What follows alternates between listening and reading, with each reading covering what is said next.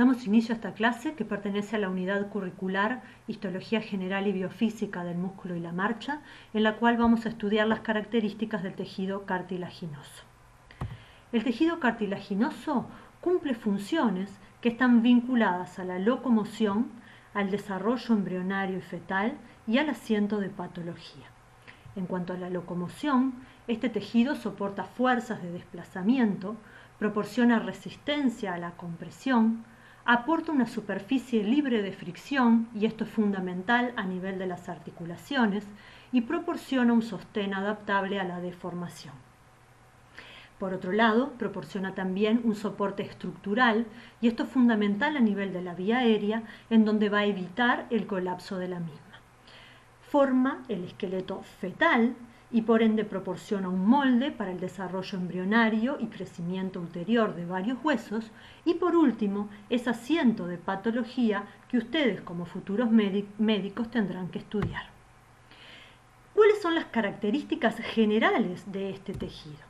Por un lado, se trata de una especialización del tejido conjuntivo, es decir, que algunos de sus componentes se han especializado, se han diferenciado para poder cumplir determinadas funciones específicas.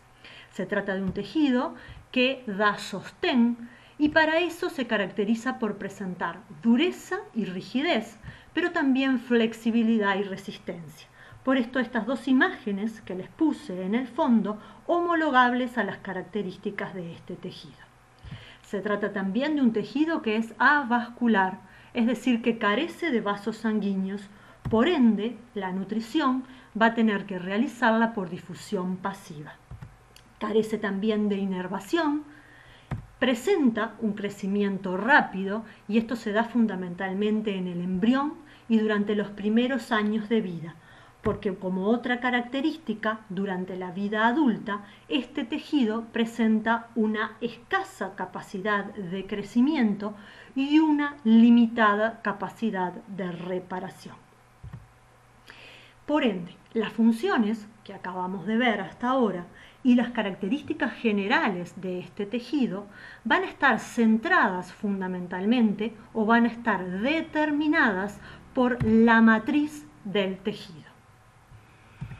¿Cuáles son los componentes que forman al cartílago? Bien, como tejido conjuntivo del cual se trata, va a estar formado por células y también por matriz extracelular. Las células reciben el nombre de condrocitos y caracterizan a este tejido. Otro componente característico del mismo es la presencia del pericondrio. Es importante resaltar desde ya que existen variedades del tejido cartilaginoso: hialino, dentro del hialino el articular, elástico y fibroso, y tanto las propiedades morfológicas como funcionales de estas variedades van a estar centradas o determinadas por la matriz extracelular. Las características que vamos a ver de aquí en más son características típicas del cartílago hialino, pero estas mismas características también las van a presentar las otras variedades de tejido cartilaginoso, y hacia el final de la clase veremos cuáles son las diferencias fundamentales. Comencemos pues con los componentes del tejido cartilaginoso. En esta imagen histológica, topográfica, con bajo aumento, nosotros podemos ver distintos tejidos que ya han sido estudiados por ustedes, y aquí, a este nivel, observamos una placa de cartílago. Esa placa de cartílago hialino es observable en esta imagen similar a este nivel. Esta imagen pertenece a la vía aérea, es un corte de tráquea en donde ustedes pueden ver el epitelio respiratorio característico, que ya seguramente estudiaron, tejido conjuntivo, cortes de glándulas presentes a nivel de la tráquea, y por fuera de estas estructuras vemos el cartílago con sus componentes. Vemos las células, los condrocitos, a este nivel, dispersos en esta matriz, la matriz cartilaginosa que los rodea. Y por fuera, tanto a este nivel como a este nivel, podemos reconocer al pericondrio. En este mayor aumento vemos en mayor detalle los condrocitos, vemos la matriz que presenta distintas afinidades tintoriales rodeando a los condrocitos y por fuera al pericondrio. Cuando miramos las características de estas células en un mayor aumento, vemos que estas células presentan un perfil semicircular o triangular. El núcleo en general es un núcleo central o excéntrico, ¿sí? El citoplasma, dependiendo de la funcionalidad, es decir, de la actividad de la célula y de la edad del cartílago, va a presentar una mayor o menor basofilia. En estas otras imágenes podemos ver nuevamente a las células, a los condrocitos que caracterizan el tejido hialino. Vemos que estas células se encuentran alojadas en cavidades o lagunas que reciben el nombre de condroplastos. Esas cavidades están labradas como agujeros en la matriz que rodea a estas células. Estos condrocitos podemos verlos en grupos, ¿sí? Organizados en grupos, que pueden ser de a pocas células o de a varias, con una disposición característica que después estudiaremos, y pueden presentar algunas características morfológicas particulares. Cuando el cartílago es un cartílago joven que se encuentra con una importante actividad funcional y el cartílago, el tejido, ha sido bien fijado, bien preservado, vemos que estos condrocitos, aquí, por ejemplo, aquí, presentan un núcleo que se hace excéntrico, el citoplasma se observa basófilo y podemos ver muchas veces estas regiones claras que corresponden a dilataciones del aparato de Golgi. Cuando el tejido queda mal preservado, las características de estos condrocitos se ven como se observan aquí a este nivel, en donde los condrocitos parecen estar como colapsados, encogidos adentro de la cavidad o condroplasto. Aquí vemos cuáles son las características ultraestructurales de estas células. Y estas características ultraestructurales que vemos aquí en estas imágenes de microscopía electrónica, al igual que en el esquema, van a estar vinculadas con la función de los condrocitos. Los condrocitos son las células encargadas de sintetizar la matriz cartilaginosa. Por ende, van a tener una maquinaria necesaria para la síntesis proteica. Cuando estos condrocitos están sintetizando matriz, se caracterizan por presentar una gran cantidad de cisternas de retículo endoplásmico rugoso, como se ve por aquí y por aquí. Presentan también un Golgi dilatado, abundante, vesículas, gránulos de secreción y algunas mitocondrias. Y el núcleo adquiere características eucromáticas. En cambio, cuando el condrocito se encuentra quiescente, en etapa inactiva, podemos ver que el núcleo se torna más heterocromático y ninguno de los organelos anteriores o anteriormente citados se observan con predominancia a nivel del citoplasma. Además de la función de sintetizar la matriz cartilaginosa, los condrocitos van a tener la función del mantenimiento de dicha matriz. Es decir, se van a encargar de la remodelación y del turnover de la matriz.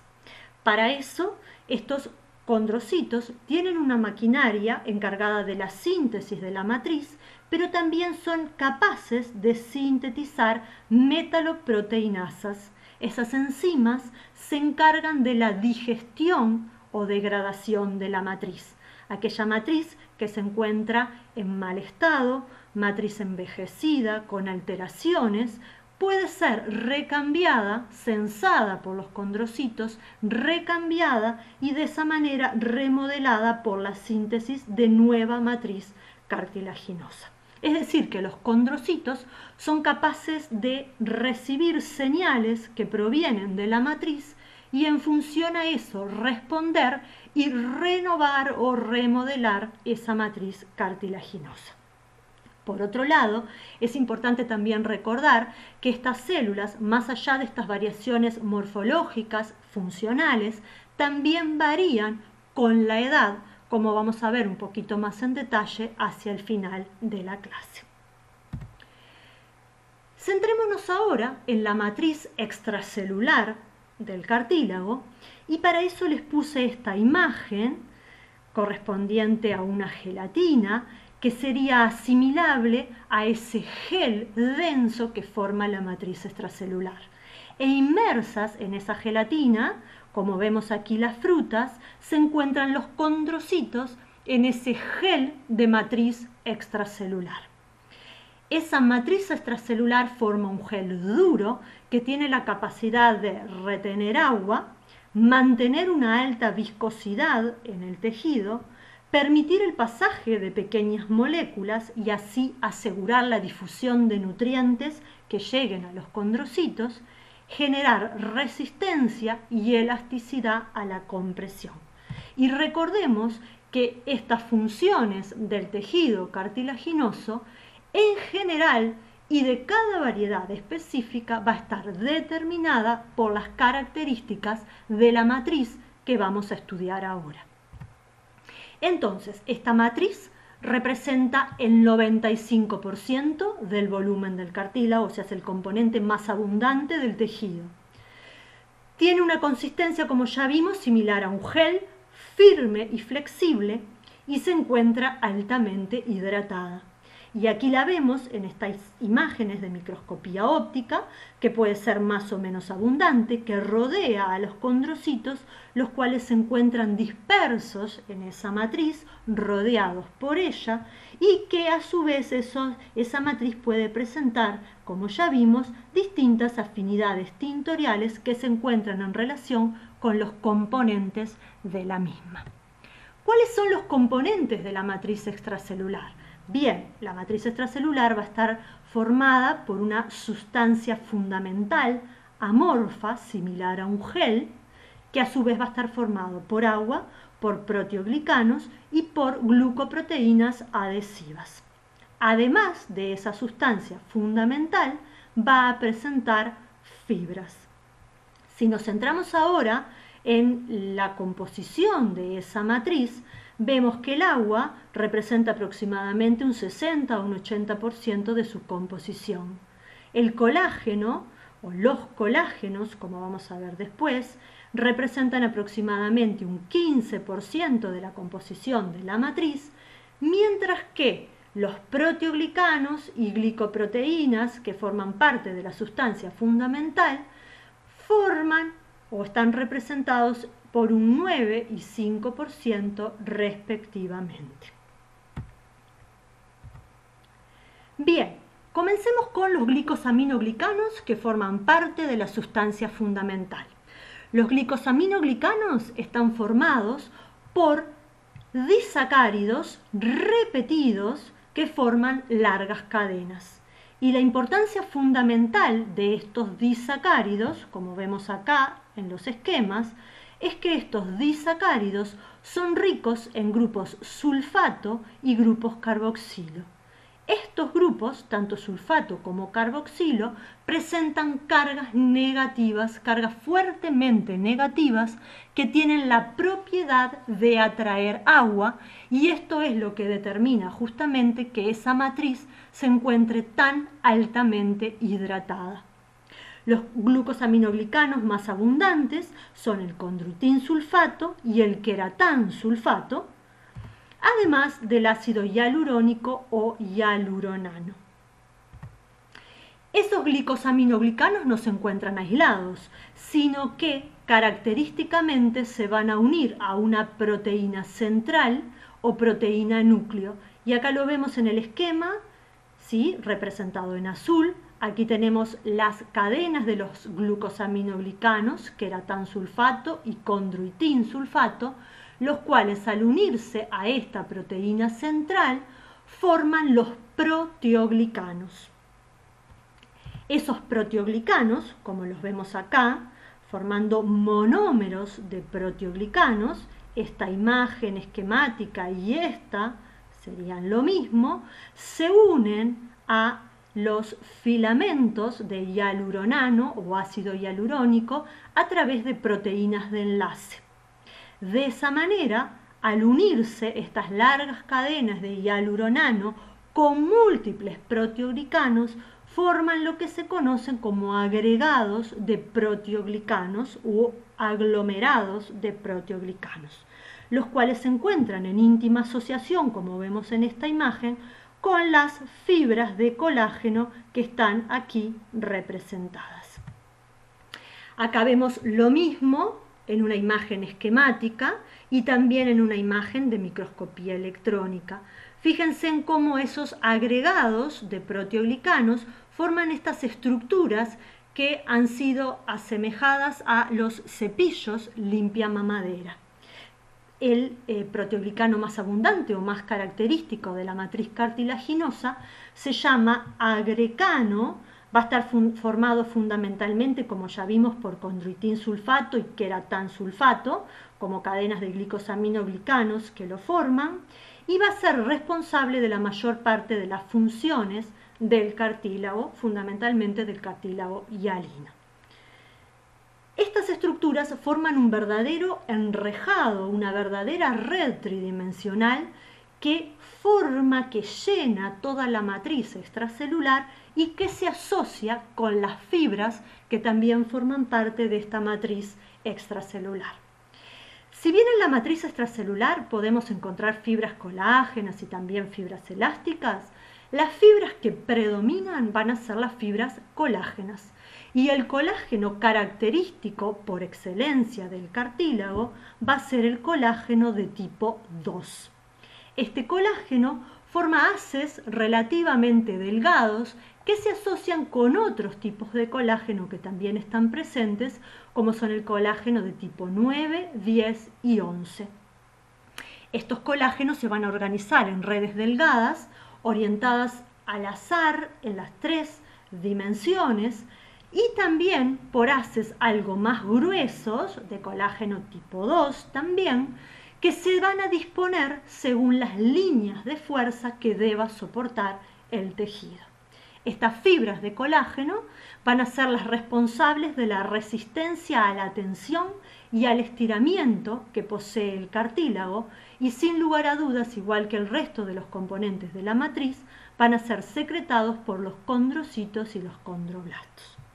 En este esquema se representa un poco más en detalle cuál es la distribución de las moléculas de colágeno.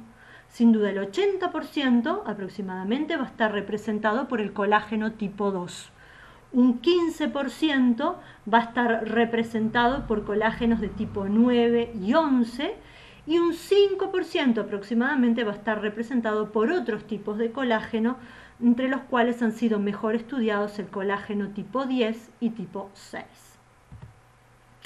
En este esquema, que es acompañado por una imagen de microscopía electrónica, vemos fibras de colágeno de tipo 2, a las cuales se asocian, vemos aquí y vemos aquí, las moléculas de colágeno de tipo 9 que se asocian a ese colágeno de tipo 2. El colágeno tipo 9 aparentemente estaría vinculado con la asociación del colágeno de tipo 2 con el resto de los componentes de la matriz cartilaginosa. Y una función similar cumplirían los otros tipos de colágeno, fundamentalmente el colágeno tipo 10 y el colágeno tipo 11, que estarían vinculados con la organización tridimensional de las fibras de colágeno tipo 2, la asociación de las distintas moléculas que forman la matriz y también con las dimensiones de las distintas fibras dentro de esa matriz cartilaginosa. Otro componente de la matriz extracelular van a ser las proteínas no colágenas. Estas proteínas no colágenas van a ser glucoproteínas adhesivas, dentro de las cuales se citan la condronectina, la ancorina, la tenasina y la fibronectina.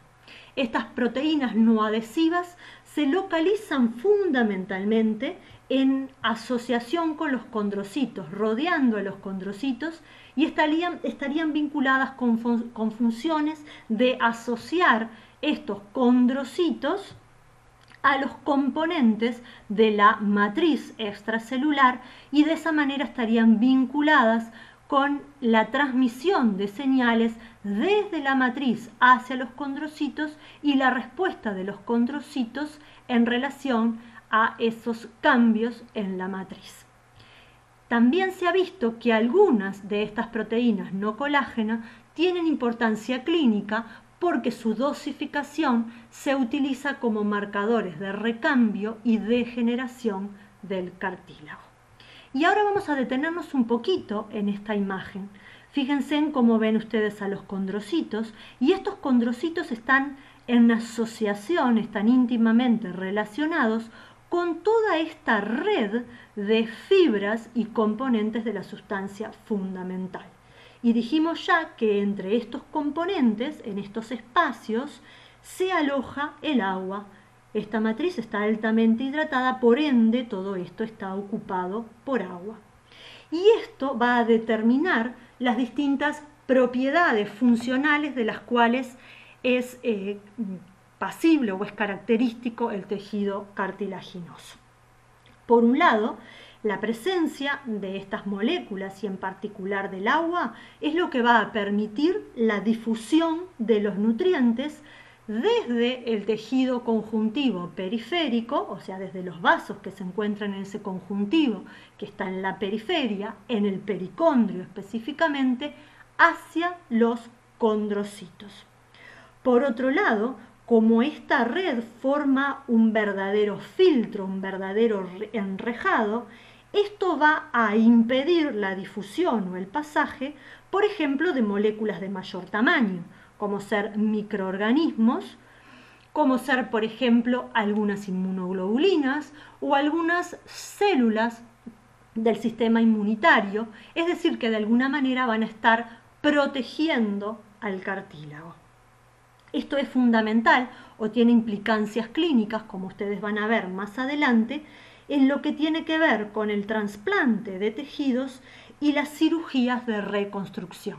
Estas propiedades hacen posible esas técnicas conjuntamente con la propiedad de que este tejido es un tejido avascular.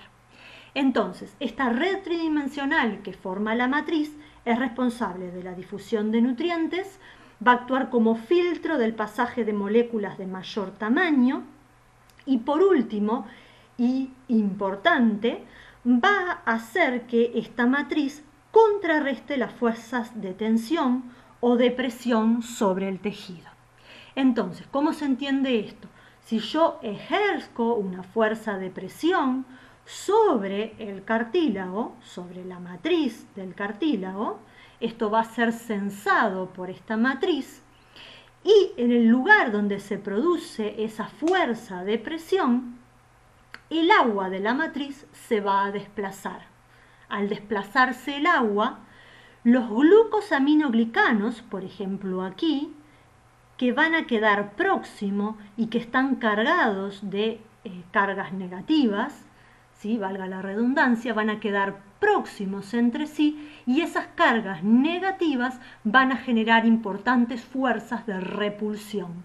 De esta manera, esas fuerzas de repulsión entre estas cargas negativas van a contrarrestar la fuerza de presión que se esté aplicando sobre la matriz del tejido cartilaginoso.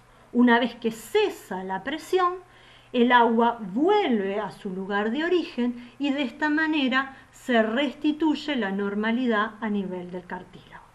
Por otro lado, esta matriz va a actuar como un transductor de señales. Estos cambios que se producen en la matriz van a generar señales mecánicas, eléctricas, químicas, que se van a dirigir o van a estimular de alguna manera la actividad de los condrocitos. Estos condrocitos van a responder sintetizando, por ejemplo, los tipos apropiados de moléculas necesarias para contrarrestar ese aumento de presión o ese cambio que haya generado la señal que está transduciendo de alguna manera la matriz hacia los condrocitos.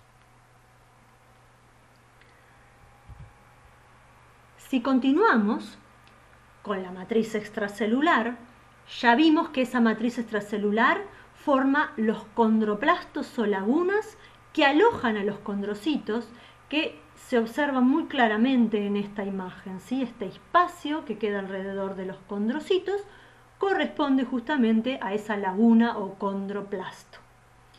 Por otro lado, en relación con estos condrocitos, nosotros vamos a ver que la matriz se va a organizar de distintas maneras y va a representarse eso en estas imágenes histológicas que tenemos acá, en esta imagen de microscopía óptica, en distintas zonas que tienen distintas afinidades tintoriales. Entonces, es posible reconocer una matriz capsular que rodea inmediatamente a cada condrocito. Lo mismo vemos acá en el esquema. Esa matriz capsular, por su composición, sería equiparable a una lámina basal y va a estar formada fundamentalmente por fibras de colágeno de tipo 6, característica de esa región. Va a estar formado también por moléculas de adhesión o proteínas no colágenas, y es la zona o región de la matriz que presenta una mayor vasofilia, es decir, una mayor afinidad tintorial por los colorantes básicos, en este caso por la hematoxilina. Esa mayor vasofilia está dada fundamentalmente por una mayor concentración de glicosaminoglicanos a ese nivel. Lo mismo se puede ver a nivel de la matriz territorial. La matriz territorial es esta matriz que queda por fuera de la matriz capsular, rodeando condrocitos o grupos de condrocitos. Tiene también una vasofilia importante, destacada, aunque algo menor que la de la matriz capsular. Y va a estar determinada esa mayor vasofilia porque a ese nivel es donde se encuentra la mayor concentración de glicosaminoglicanos, fundamentalmente la mayor concentración de condroitinsulfato. Por su fuera de esta matriz territorial vamos a encontrar a la matriz interterritorial, más alejada ahora de los condrocitos, la vemos por acá, ¿sí? Y esta matriz es la que presenta menor vasofilia y eso está relacionado justamente con estos componentes, una menor concentración de estos componentes de la matriz extracelular. Vamos a pasar ahora al otro componente del tejido cartilaginoso, que es el pericondrio. En estas dos imágenes se observa claramente ese pericondrio rodeando las placas de tejido cartilaginoso. Lo vemos acá en esta imagen y también en esta otra imagen donde se lo señalo, rodeando la placa de cartílago hialino. El pericondrio es una condensación del tejido conjuntivo que rodea las placas cartilaginosas, hialina y elástica. Se organiza en dos capas u hojas con distinta composición histológica y funcional, como vamos a ver ahora, y tiene importantes funciones con lo que tiene que ver con la nutrición, con la protección y organización del tejido cartilaginoso y también con el crecimiento. Como les decía anteriormente, podemos reconocer dos sectores o capas que forman el pericondrio. Vamos a encontrar una capa externa o fibrosa, que la vemos acá en esta imagen, y aquí en una imagen de mayor aumento, teñidas ambos tejidos con hematoxilina y eosina. Esa capa externa o fibrosa va a estar formada por tejido conjuntivo denso irregular. Por dentro vamos a encontrar una capa interna, que es una capa celular o condrogénica. Y esta capa va a estar formada por células con potencial condrogénico que van a dar lugar a la formación de condroblastos. Estas células se observan claramente durante el crecimiento activo del tejido cartilaginoso y no en cualquier estadio de este tejido. Aquí podemos ver, estos corresponden a núcleos de fibroblastos presentes en el tejido conjuntivo de la hoja fibrosa. En cambio, estos otros núcleos que se encuentran más hacia el interior de la placa cartilaginosa, van a corresponder a células con potencial condrogénico, que aquí van a diferenciarse hacia condroblastos. Esto lo podemos ver en más detalle en esta imagen, con mucho más aumento. Vemos la hoja fibrosa y aquí vemos estas células alargadas, aplanadas, que tienen su eje mayor paralelo a la superficie de la placa cartilaginosa, que son los condroblastos. Estas células son capaces de sintetizar en forma activa componentes de la matriz extracelular y por ende, como vamos a ver después, participan en el crecimiento del cartílago.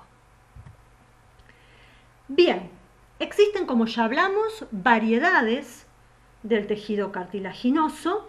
Nos centramos fundamentalmente y describimos las características del cartílago hialino, pero también existe un cartílago elástico y un cartílago fibroso. Pasemos a ver las características de estos cartílagos. El cartílago hialino es el más abundante. Va a estar formada su matriz por fibras de colágeno de tipo 2, pero estas fibras no son visualizables al microscopio óptico. Cuando uno mira una imagen al óptico, al microscopio óptico de tejido cartilaginoso hialino, ve que esta matriz es una matriz homogénea, parece como pintada a lápiz, en donde no se puede reconocer ningún componente fibrilar. ¿Dónde lo vamos a localizar al cartílago hialino? En la nariz, en la laringe, en los anillos de la tráquea, en los bronquios, en las superficies articulares, como una variedad de cartílago hialino, y en parte de las costillas a nivel de la articulación condroesternal. También es el cartílago que forma el esqueleto fetal. Como ya vimos, este cartílago presenta pericondrio y desde el punto de vista funcional se caracteriza por su flexibilidad y por su capacidad de sostén. Pasemos ahora a ver al cartílago articular, que es una forma especializada del cartílago hialino, pero como gran diferencia, este cartílago articular carece de pericondrio. Va a presentar distintas zonas en donde la disposición de los condrocitos y las fibras colágenas varía. ¿En dónde lo vamos a encontrar? En los extremos articulares de los huesos. ¿Y cuál sería su función? Transformar los extremos articulares de los huesos en superficies lubricadas, levemente comprensibles, que minimizan la fricción. Y en estas dos imágenes, esta con menor y esta con mayor aumento, obtenidas con microscopía óptica, en donde usamos una técnica de tinción diferente, vemos claramente el cartílago articular en esta coloración azul celeste. ¿Ah? Lo mismo vemos acá y acá. Acá vemos tejido óseo, es decir que hacia la derecha y hacia la izquierda de estas estructuras azul celeste vamos a encontrar tejido óseo que forman parte de los huesos. Acá, a nivel de las articulaciones, formando parte de las mismas, encontramos el cartílago que le da el nombre, cartílago articular. Va a presentar una capa externa y también una capa interna, como vamos a ver ahora, y después se va a continuar con el tejido óseo. Si miramos esta otra imagen en donde se ve con mayor aumento y mayor detalle el cartílago articular, podemos ver que a nivel de este cartílago articular podemos encontrar distintas zonas. Una zona tangencial, que correspondería a la zona más superficial, en donde los condrocitos se ven aplanados, alargados, con su eje mayor paralelo a la superficie articular. A ese nivel también va a haber fibras de colágeno que se disponen en el mismo sentido, paralelas a la superficie articular. Hacia la profundidad vamos a encontrar la zona transicional en donde los condrocitos se van haciendo más redondeados, aumentando en tamaño, para encontrar más profundamente aún la zona radial, en esa zona radial, los condrocitos se disponen, como se ven acá, en forma radial, en filas o en hileras, y las fibras de colágeno también se disponen en fibras paralelas entre sí, también dispuestas en forma radial entre las filas de condrocitos. Hacia la profundidad, ya en continuidad prácticamente con el tejido óseo, encontramos la zona de calcificación. Esta zona suele calcificarse y continuarse, ¿sí?, por estar en estrecha relación con la matriz del tejido óseo circundante o subyacente. Pasemos ahora al cartílago elástico. Si miramos estas dos imágenes de microscopía óptica, esta pertenece al cartílago hialino y esta pertenece al cartílago elástico, vemos que la gran diferencia entre el cartílago hialino y el cartílago elástico es la presencia de abundantes fibras elásticas en la matriz del cartílago elástico. Si miramos la matriz del cartílago hialino, como ya dijimos, es una matriz homogénea, lisa, donde no se observan elementos fibrilares. En cambio, la matriz del cartílago elástico es una matriz que está llena de estructuras filamentosas que corresponden a las fibras elásticas muy abundantes en la matriz de este cartílago. ¿Dónde vamos a localizar el cartílago elástico? En el pabellón auricular, en el conducto auditivo externo, en la trompa de Eustaquio, en la epiglotis y en algunos de los cartílagos de la laringe. Este cartílago, el cartílago elástico, también presenta, al igual que el hialino, pericondrio. ¿Y cuáles son las características funcionales de este tejido? La resistencia y la elasticidad. Cuando miramos en esta imagen con un poco más de aumento, teñida con la técnica de hematoxilina y eosina, vemos lo que decíamos anteriormente, una matriz llena de fibras elásticas, con una alta proporción de fibras elásticas, las cuales son fácilmente evidenciables con técnicas específicas para la detección de fibras elásticas, como son, por ejemplo, la técnica de orceína o de resorcina-fucsina, que al ser específicas para el marcaje o la identificación de fibras elásticas, las ponen fácilmente en evidencia, como se ven aquí en la matriz de este cartílago o en esta otra imagen.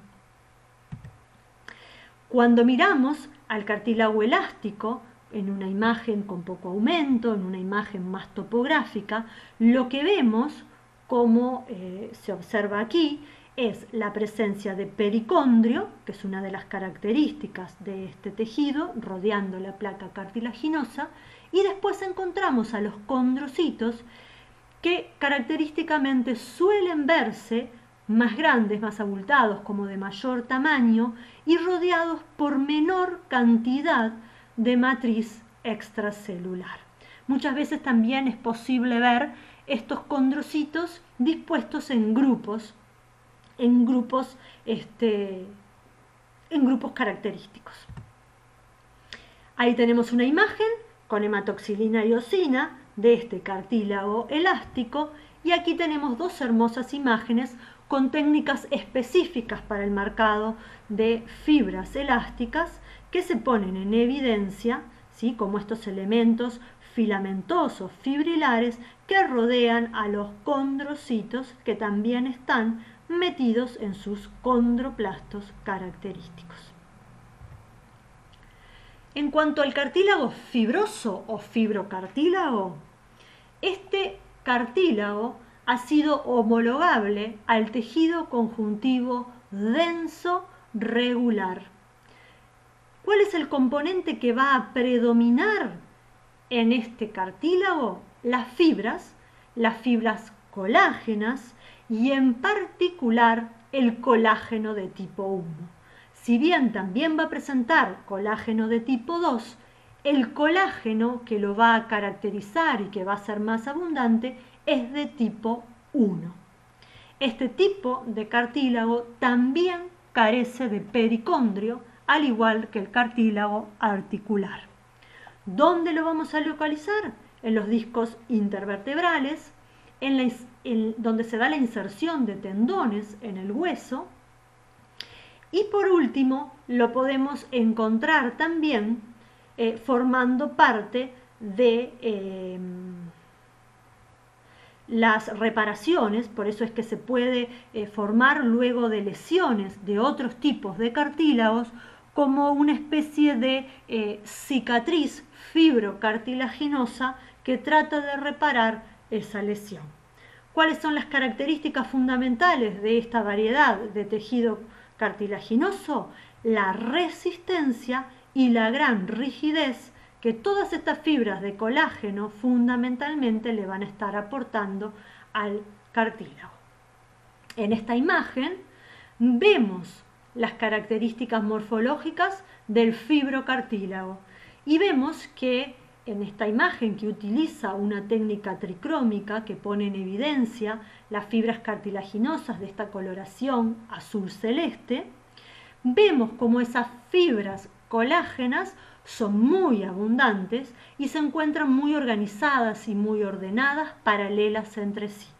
Los condrocitos, relativamente pequeños, se disponen en hileras entre las fibras de colágeno, fundamentalmente colágeno tipo 1. Si vemos esto con un mayor aumento, vemos las mismas características que yo les mencionaba anteriormente: abundante colágeno de tipo 1, muy ordenado, paralelas los haces de fibras entre sí. Y aquí vemos lo mismo, pero con la técnica de hematoxilina y eosina, en donde vemos esas fibras colágenas intensamente eosinófilas por sus propiedades proteicas, por sus propiedades constitutivas. En esta otra imagen, con mayor aumento, volvemos a ver las fibras colágenas de una coloración eosinófila, paralelas, ordenadas entre sí, y vemos a los condrocitos dispuestos en hileras. Condrocitos relativamente pequeños, ¿sí?, que se disponen de esa manera. Estas otras células, estos núcleos más aplanados que vemos por acá, inmersos completamente en las fibras de colágeno de tipo 1, corresponden seguramente a fibroblastos encargados de la síntesis de este colágeno, el colágeno tipo 1. La matriz cartilaginosa está reducida y en estrecha asociación aquí, directamente asociada alrededor de estos condrocitos pequeños y relativamente escasos. Bien, pasemos ahora a otro aspecto que tiene que ver con el tejido cartilaginoso, y es el fenómeno de condrogénesis. La condrogénesis es el proceso de formación o desarrollo del cartílago. Este fenómeno, este proceso, se va a dar fundamentalmente durante la vida embrionaria y fetal, y aquí en esta placa se observan las regiones de donde deriva el tejido cartilaginoso, y en particular las estructuras de las cuales se forma ese tejido cartilaginoso. Básicamente, el cartílago va a derivar del mesodermo y de la cresta neural a nivel de la región cefálica del embrión. Entonces, ¿qué es lo que sucede en ese mesodermo que forma parte del embrión?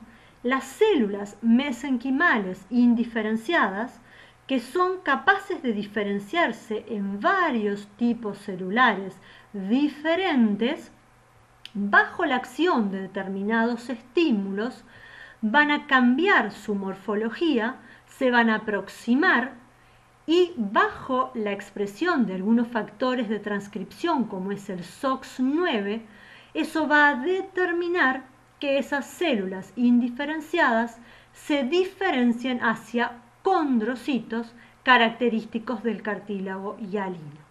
Se va a formar en este proceso de diferenciación de las células mesenquimales lo que se conoce como un nódulo condrogénico. Y es lo que se observa aquí en esta imagen.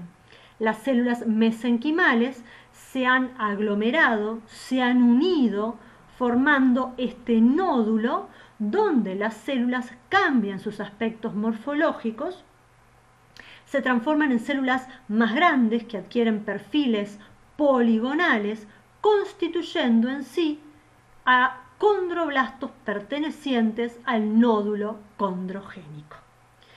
En concreto, va a haber, a partir de esas células mesenquimales indiferenciadas, migración celular, interacciones con otros tejidos donde se dan fenómenos de inducción importantes, por ejemplo, interacciones epitelio-mesenquimáticas. Eso va a determinar la condensación de estas células que, una vez condensadas, van a comenzar las transformaciones morfológicas bajo la expresión de distintos factores de crecimiento, factores de transcripción, etc. Van a comenzar la diferenciación hacia condroblastos. Estos condroblastos secretan matriz cartilaginosa, en donde podemos encontrar grandes cantidades de colágeno de tipo 2, que van a quedar rodeándolos. Y aquí se ve lo mismo en este esquema. Tenemos las células mesenquimáticas, la formación del nódulo condrogénico, en donde se forman los condroblastos. Estos condroblastos, como mencionamos recién, sintetizan matriz cartilaginosa que se deposita alrededor de ellos, y de esta manera se va expandiendo la cantidad de matriz y va creciendo el tejido cartilaginoso. Una vez que estas células, los condroblastos, secretan la matriz y quedan totalmente rodeados por ella, se diferencian hacia condrocitos. En la periferia, ¿qué es lo que pasa en la periferia de esta condensación mesenquimática? También va a haber una condensación del mesénquima circundante, y la condensación de ese mesénquima circundante va a dar lugar a la formación del pericondrio. Esta imagen se las puse simplemente para que ustedes vean cómo en cada una de esas etapas que acabamos de mencionar, la etapa precondrogénica, la etapa de agregación y condensación de las células mesenquimáticas y la etapa ya de diferenciación hacia condrocitos, van a estar reguladas por la expresión de distintos factores de transcripción, distintos factores que están vinculados con moléculas de señalización extracelular y distintas proteinquinasas y fosfatasas que están vinculadas con distintas vías de señalización intracelular que se desencadenan y hacen posible todos estos fenómenos de migración, agregación y diferenciación con cambios morfológicos característicos que llevan a la producción del tejido cartilaginoso. Para continuar, una vez que se desarrolla, que se produce la condrogénesis, es decir, la formación del tejido cartilaginoso, ese tejido cartilaginoso va a crecer. Y básicamente se reconocen dos tipos de crecimiento del cartílago: un crecimiento intersticial y un crecimiento aposicional. Aquí se observan en estos dos cuadros las características fundamentales de estos tipos de crecimiento. Pero lo más importante en cuanto al crecimiento y a las diferencias entre estos dos tipos de crecimiento del cartílago es que el crecimiento aposicional se va a dar a expensas o a partir de la hoja condrogénica del pericondrio de un cartílago ya existente. Esa hoja condrogénica, que contiene células con capacidad condroprogenitora, se van a diferenciar a condroblastos que sintetizan matriz extracelular. De esta manera se van a depositar camadas por aposición, ¿sí?, de nuevas o de sucesivas capas de matriz cartilaginosa, y esto asegura el crecimiento del cartílago. Por otro lado, el crecimiento intersticial va a estar determinado por la división o por la mitosis de condrocitos también existentes en una placa de cartílago ya formada. Estos condrocitos se van a dividir mitóticamente, van a secretar matriz, como lo muestran las flechas del esquema, y así también va a asegurarse el crecimiento del cartílago.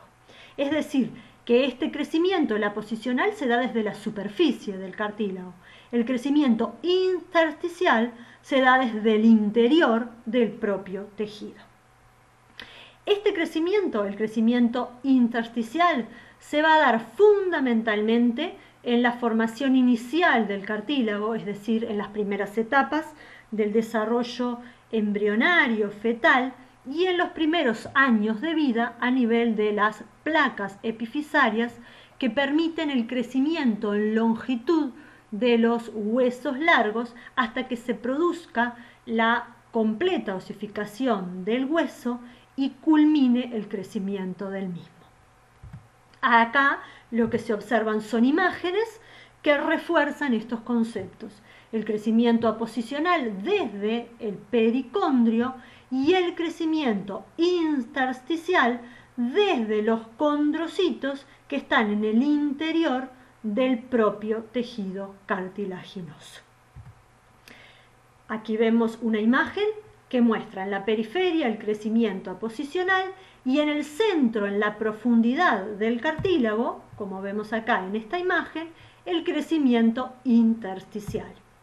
Entonces, ese crecimiento intersticial, como dijimos, se produce por mitosis y la mitosis de esos condrocitos lleva a la formación de los grupos isogénicos. ¿Qué quiere decir grupos isogénicos? Que esos grupos de condrocitos se forman a expensas de un único primer condrocito que oficia de condrocito madre. Eso se ve acá en esta imagen esquemática, como este condrocito, por ejemplo, entra en mitosis, da lugar a la formación de dos células hijas o dos condrocitos que primero permanecen en la misma laguna, después se forma un tabique de matriz cartilaginosa por secreción de matriz por estos condrocitos que posteriormente se separan, ¿sí? Estos condrocitos pueden persistir juntos formando grupos isogénicos o pueden separarse por la secreción de matriz entre ellos y así ir creciendo el cartílago. Los grupos isogénicos que se forman pueden recibir el nombre de grupos isogénicos coronarios, como se muestran acá en las imágenes. Se llaman grupos isogénicos coronarios porque las células adquieren estas disposiciones como en corona, ordenadas, redondeadas. Y los grupos isogénicos axiales o axiles, los condrocitos que lo forman, van a estar dispuestos en hileras o en filas. En esta otra hermosa imagen, con mayor aumento, volvemos a encontrar grupos isogénicos coronarios con su disposición característica, que también se ven en esta otra imagen, como es señalado por los círculos rojos, y aquí aparecen grupos isogénicos axiales o axiles con condrocitos dispuestos en filas o en hileras. La expresión máxima de estos grupos isogénicos axiles o axiales la podemos observar a nivel de las placas epifisarias de los huesos en crecimiento. Aquí vemos característicamente estos condrocitos dispuestos en largas hileras o largas filas, es lo que suele llamarse condrocitos en pilas de moneda o cartílago seriado, y es justamente estos condrocitos dispuestos de esta forma que van a asegurar el crecimiento en longitud del cartílago y por ende el crecimiento en longitud de los huesos. Para terminar, la capacidad condrogénica del pericondrio y el crecimiento intersticial se limitan fundamentalmente al periodo de crecimiento activo, antes de la edad adulta, Es muy importante durante la vida embrionaria y fetal y luego durante los primeros años de vida. Y esto se pone en evidencia en estas dos imágenes, en donde se muestra una radiografía de las manos de un niño y de las manos de un individuo adulto. Acá claramente las flechas lo que señalan son justamente el cartílago que está presente en las placas epifisarias, que aseguran el crecimiento de estos huesos a ese nivel. En cambio, fíjense en cómo esas placas de cartílago, esas placas epifisarias, desaparecen, ¿sí?, en los huesos del individuo adulto, y lo que va a persistir, que está ahora señalado por las flechas, son las líneas epifisarias. Esto nos pone en evidencia que el cartílago ha desaparecido, se ha producido lo que se conoce como el cierre de la placa epifisaria, y al desaparecer ese cartílago, ya estos huesos no pueden crecer más en longitud.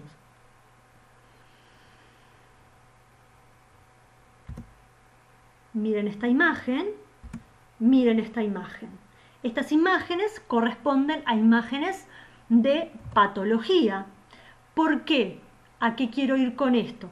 Que después que el cartílago tiene una escasa capacidad regenerativa, o sea, una vez que llegamos a la vida adulta, una vez que el individuo dejó de crecer, el cartílago va a tener cada vez menos capacidad regenerativa y cada vez menos capacidad para reparar lesiones que se vayan a producir a nivel del tejido. Si hay lesiones, este tejido van a tener que reparar esas lesiones por sustitución con tejido conjuntivo o por fibrocartílago, que trata de alguna manera de sustituir al cartílago que se ha lesionado y que se ha perdido. Estas imágenes, como yo les decía, corresponden a radiografías de las manos de individuos adultos, de individuos ancianos, que presentan una patología osteoarticular. Presentan una osteoartritis o artrosis, en donde se ven las deformaciones características, por ejemplo, a nivel de las manos de estos individuos, como muestra esta imagen. Y para esto quería recordarles que el cartílago va a cambiar con la edad. Las propiedades del cartílago cambian con la edad. Cambia la composición de la matriz, pero por otro lado cambian también las características de los condrocitos, fundamentalmente la habilidad de responder a distintos estímulos o a distintas señales que aparezcan a nivel de la matriz. Eso determina que los condrocitos, por ejemplo, sinteticen proteoglicanos o componentes de la matriz más pequeños, que por ejemplo tienen menor capacidad de retener agua. Y eso hace que estos cartílagos sean menos resistentes, por ejemplo, a las fuerzas de compresión.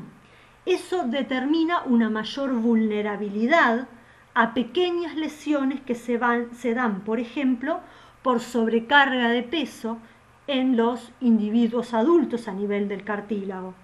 Esto genera reacciones inflamatorias que están en la base de la patología, o sea, en la base de la patología osteoarticular, de la osteoartritis o de la artrosis, y explicarían estos cambios anatómicos, estas alteraciones a nivel de las manos, las reacciones inflamatorias y la sintomatología dolorosa que caracteriza a estos pacientes.